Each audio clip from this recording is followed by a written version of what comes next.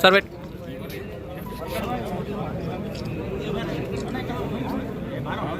ಈಗ ಮಹೇಶ್ ಈ ಕಡೆ ನೋಡು.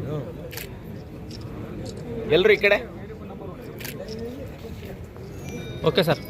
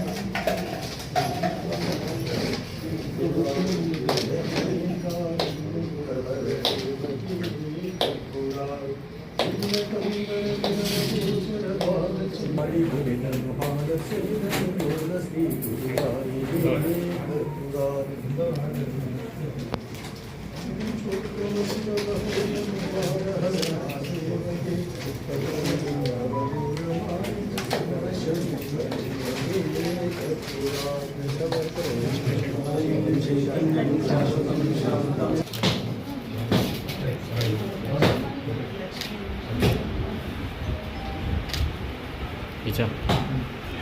Hey.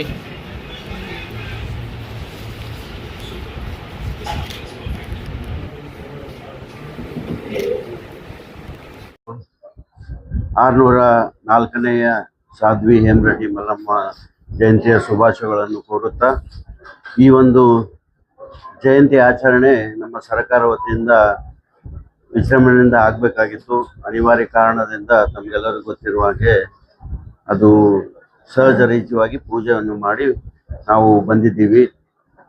ನಮ್ಮ ಇವತ್ತಿನ ಉಪನ್ಯಾಸಕರಾಗಿರುವಂಥ ಗಿರಡ್ಡಿ ಅವರು ಇಲ್ಕಲ್ನಿಂದ ಪಾಪ ನಮಗೋಸ್ಕರ ಬಂದಿದ್ದರು. ಆ ಒಂದು ನಿಟ್ಟಿನಲ್ಲಿ ನಮ್ಮ ಈ ಒಂದು ಕಚೇರಿಯಲ್ಲಿ ಇವತ್ತು ಹೇಮರೆಡ್ಡಿ ಮಲ್ಲಮ್ಮನ ಜಯಂತಿಯ ಪೂಜೆಯನ್ನು ಮಾಡಿ ಅವರು ಉಪನ್ಯಾಸ ಸಂಕ್ಷಿಪ್ತವಾಗಿ ಹೇಳಿದ್ದಾರೆ ಇವತ್ತು. ಇನ್ನು ನಾವು ಬರುವ ದಿನಗಳಲ್ಲಿ ಒಂದು ಜಯಂತಿಯನ್ನು ಒಂದು ವಿಜೃಂಭಣೆಯಿಂದ ಆಚರಣೆ ಮಾಡೋಣ. ಕೆಲವೇ ದಿನಗಳಲ್ಲಿ ನಾವು ಡೇಟನ್ನು ಇದು ಮಾಡಿ ಎಲ್ಲ ಒಂದು ಇನ್ನೂ ವಿಜೃಂಭಣೆಯಿಂದ ಮಾಡೋಣ ಅಂತ ನಾನು ಈ ಸಂದರ್ಭದಲ್ಲಿ ಹೇಳಲು ಬಯಸ್ತೀನಿ.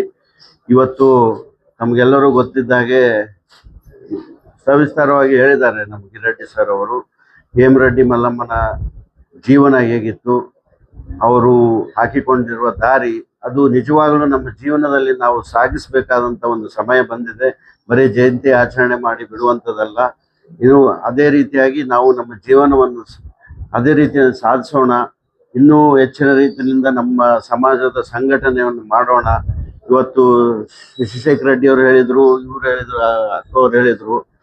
ಇನ್ನೂ ಹೆಚ್ಚಿನ ರೀತಿಯಿಂದ ನಾವು ಉಪನ್ಯಾಸಗಳನ್ನು ಹೇಳಿ ಕಾರ್ಯಕ್ರಮಗಳನ್ನು ಹಮ್ಮಿಕೊಳ್ಳಲು ನಾವು ಜಿಲ್ಲಾ ಸಮಾಜ ವತಿಯಿಂದ ನಾವು ಯಾವತ್ತೂ ಸಿದ್ಧರಿವೆ ಅಂತ ಈ ಒಂದು ಸಂದರ್ಭದಲ್ಲಿ ಹೇಳಿ, ಇನ್ನು ನಮ್ಮ ಸಮಾಜದಲ್ಲಿ ಯಾರ್ಯಾರು ಏನೇನು ಸಾಧನೆ ಮಾಡಿದ್ದಾರೆ ಅವರಿಗೂ ಕೂಡ ನಾವು ಒಂದು ಅಭಿನಂದನೆ ಮಾಡಿ ಅವರಿಗೂ ಕೂಡ ಪ್ರೋತ್ಸಾಹ ನೀಡುವಂಥ ಒಂದು ಸಮಾಜ ಕಡೆಯಿಂದ ನಾವು ಕಾರ್ಯಕ್ರಮವನ್ನು ಮುಂದೆ ಬರುವ ದಿನಗಳಲ್ಲಿ ಮಾಡೋಣ ಅಂತ ಹೇಳಿ ಈ ಸಂದರ್ಭದಲ್ಲಿ ಹೇಳಿ, ಇಲ್ಲಿನ ಎಲ್ಲರೂ ಬಂದು ಈ ಒಂದು ಜಯಂತಿ ಆಚರಣೆ ಮಾಡೋದಕ್ಕೆ ಎಲ್ಲರಿಗೂ ನನ್ನ ತುಂಬ ಧನ್ಯವಾದವನ್ನು ಹೇಳಿ ನನ್ನ ಆತ್ಮ ಮುಗಿಸ್ತೇನೆ. ಅನುಗ್ರಹದ ಜೊತೆಗೆ ದೇವರಿಗೆ ಎಚ್ಚರಿಕೆಯನ್ನ ನೀನು ವರ ನೀಡೋದಾದ್ರೆ ಏನು ವರ ನೀಡ್ತಿದ್ದಿ, ಶಾಪ ನೀಡೋದು ನಿನ್ನ ಧರ್ಮ ಅಲ್ಲ. ಇಷ್ಟು ಕಾಡಿದಾರ ನಿಮ್ಮ ಅತ್ತೆ ನೆಗಣಿಯರಿಗೆ ಅಷ್ಟೊಂದು ರೋಗ ಅದರಿಂದ ಬಳಲ್ತಿರತಕ್ಕಂಥ ಅವರಿಗೆ ಇನ್ನಷ್ಟು ಅವ್ರಿಗೆ ನಿನಗೂ ಅವ್ರಿಗೂ ಏನು ವ್ಯತ್ಯಾಸ ಆಗ್ತದೆ.